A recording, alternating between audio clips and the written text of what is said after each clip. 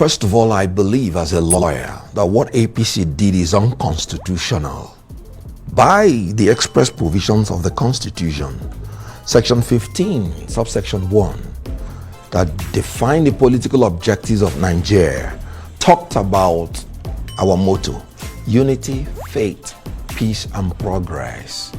Subsection 2 said, accordingly, national integration shall be actively encouraged, whilst discrimination on the basis of place of origin, religion, ethnic, linguistic, etc. shall be prohibited. Use the word prohibited. Then if you descend to 3D subsection, he said the state shall have a duty in pursuance to the pursuit of national integration, shall encourage the forming of associations that cut across ethnic, linguistic, and religious barriers. The concept of the presidency implies an association between the president and the vice. Section 142 made it clear that the president, before he is duly nominated, shall find an associate who shall be his vice president. So the concept of the presidency is an association, and the state has a duty to ensure that when you are forming that association, it must cut across religious barriers. Look at subsection 4 of that beautiful section.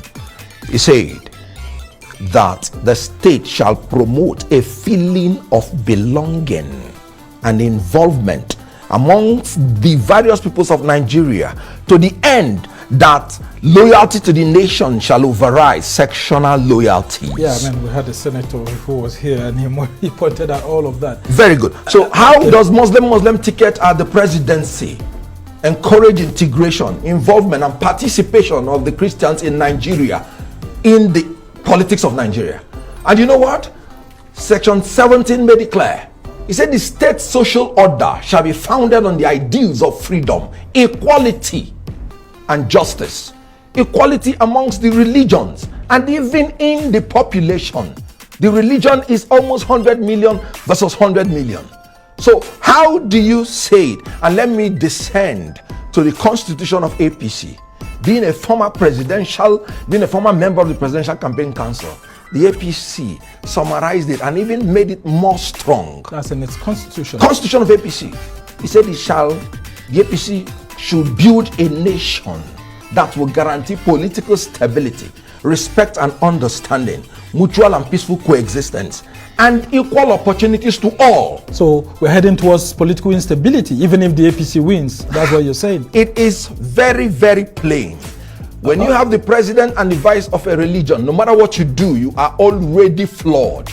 You cannot, it's unappeasable. Now, can't we balance that with maybe the president of the Senate, yes, and a speaker of the House of Representatives coming from the Christian faith or maybe even traditionalists?